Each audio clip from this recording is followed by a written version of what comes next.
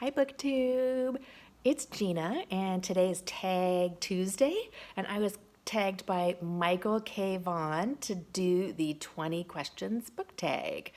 I don't know who the creator of this tag is off the top of my head, so I will try and hunt that down and post it in the description box below. I would like to give credit to the original creator. It's a wonderful tag. So let's get started. Question number one, how many books are too many for a series? And I don't think there can ever be too many books in a series if it's a series that you love. I had the best reading experience back in 2018 when I read the Realm of the Elderling series by Robin Hobb. That is a big, chunky series. There are 16 books. It's a fantasy series, and I don't have all of them, but this is one of the books in the series called Mad Ship. And look at that cover. It's just fantastic. This was one of the most sublime reading experiences I have ever had in my life.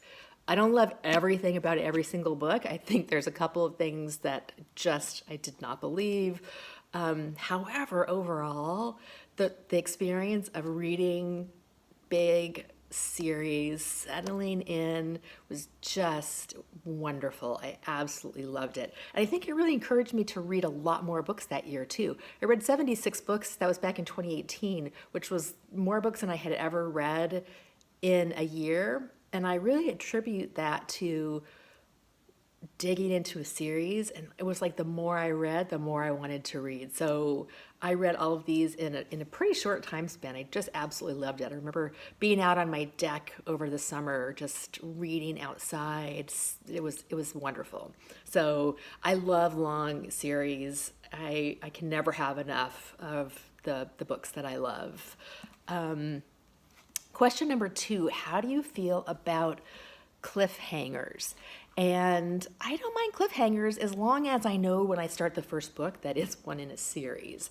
If I start a series and I don't realize it's a series and there's a cliffhanger, I think that can be pretty frustrating. But that's not usually the case. And what I love about some ongoing series, I showed this another book in this series by Louise Penny. This is Fatal Grace. What I love about series is I like the books that have like a beginning and an end. So each book is its own self-contained thing, but also in this series, there's also sort of an ongoing thread of some political scandal and intrigue that starts at the very beginning and then works its way through maybe the first 10 books. I don't remember exactly, and then has a very dramatic ending in one of the books. And so I love it when there's that ongoing thread. So every time you pick up a new book, it picks up a little piece of that thread. It's not really a cliffhanger, but it sort of is because it leaves that thread hanging a little bit. And I really, really enjoy that. That's a lot of fun. Question number three, hardcover or paperback? What about Kindle? What about Kindle, people? So I have to say, hardcover or paperback. I mean, I love my Kindle, so I read a lot on my Kindle. I love hardcovers for sort of collectible books. I have a lot of hardcovers behind me. I've got a lot of these. These are Iris Murdoch, these orange, are those penguins? I don't even remember. But I love these old paperback versions. So I don't know, I just love all of the books. I love paperbacks, I love hardbacks, I love Kindle. I want to say that for hardbacks, sometimes I have a sweet spot because sometimes hardbacks are just too big and chunky, and so like the Brandon Sanderson Oathbringer, I could not buy that in hardback. It was so gigantic. Rhythm of War, same thing. I'm trying to debate on if I even want to buy that in a hardback just because it's so gigantic. This one really is my like hardback sweet spot. This is Mistborn, and I just had to show you this cover because look at that. It's the prettiest thing I've ever seen. This might be my favorite cover of all time. I just love that purple cover. But for hardbacks that are too big, I just can't. I can't hold them. I don't know. My wrists just don't accommodate that. So I bought this Priory of the Orange Tree recently. This is a paperback. This honestly is probably too big. I'll probably get this one on my Kindle too. So a lot of times what I buy is just dependent on the size of the book. This one in a hardback was also just, it was so gigantic that it's almost a little comical. So I guess I love them all. That's my answer, my official answer. What is your favorite book? Question number 4. And this is a hard one because I have a lot of favorite books, but I'm going to go back to a couple books that I read when I was young, when I was a kid, that really started me off with my love of reading, and that I still even reread today. And those 2 books are, it's The Lord of the Rings, and I've just got this fun Fellowship of the Ring copy. And then The Wind and the Willows, The Wind in the Willows.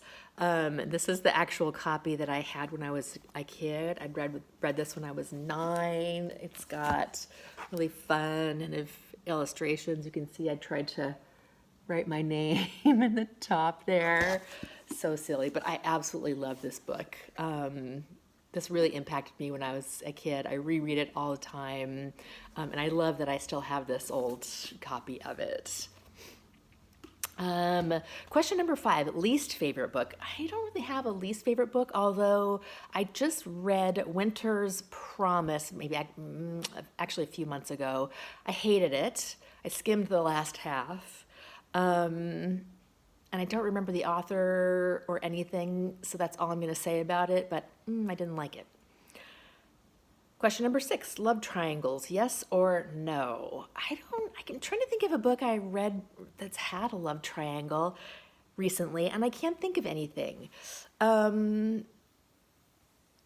Generally, I don't mind any of those kinds of tropes in books. The one thing in books that sort of bothers me is the theme or the trope of the wrongly accused. I struggle with that one. I'm not sure why. It just really bothers me. Question number 7, the most recent book you could not finish. Okay, this one is Wolf Hall by Hilary Mantel.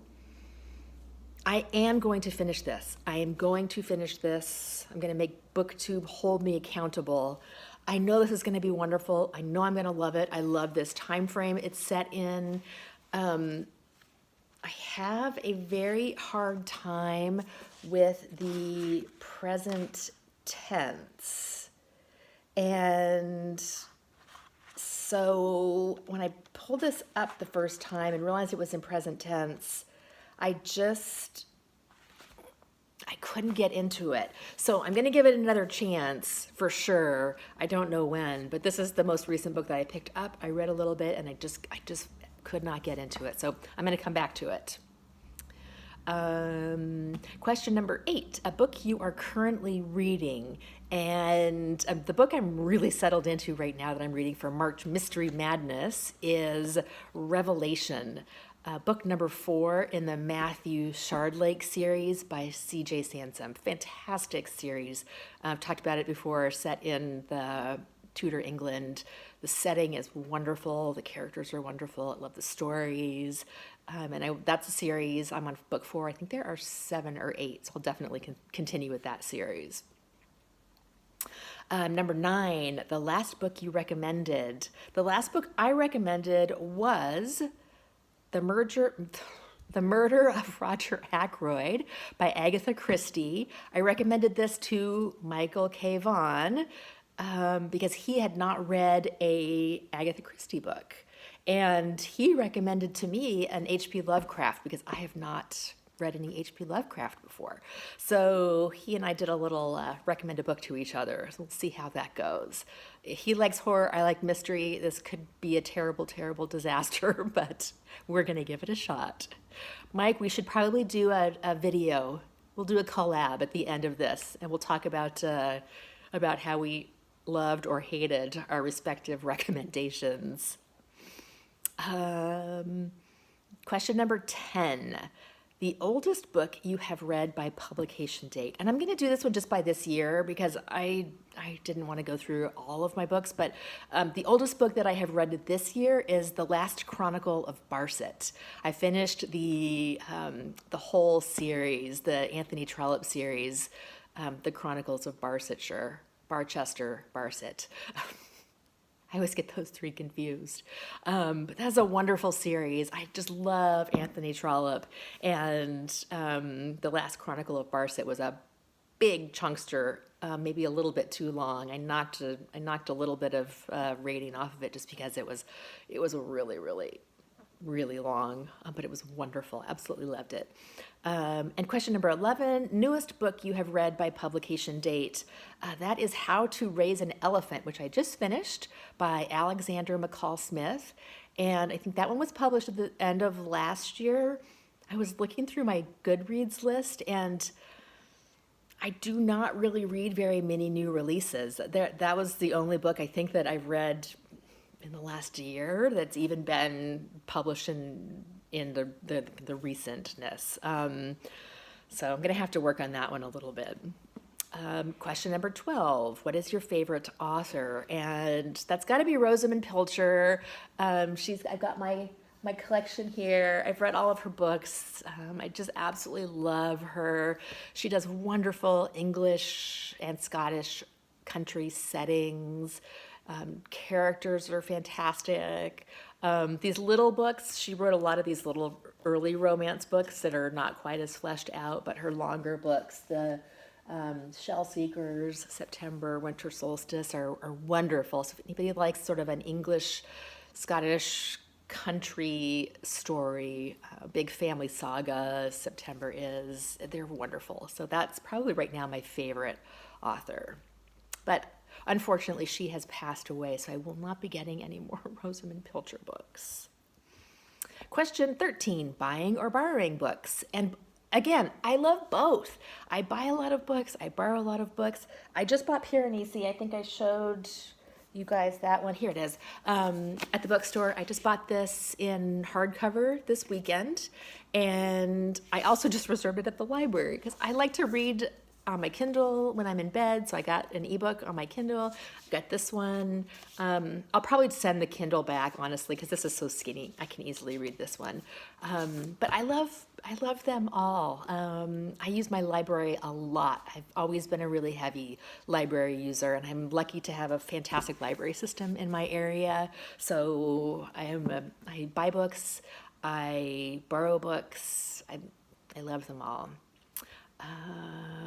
Question number 14, a book you dislike that everyone seems to like.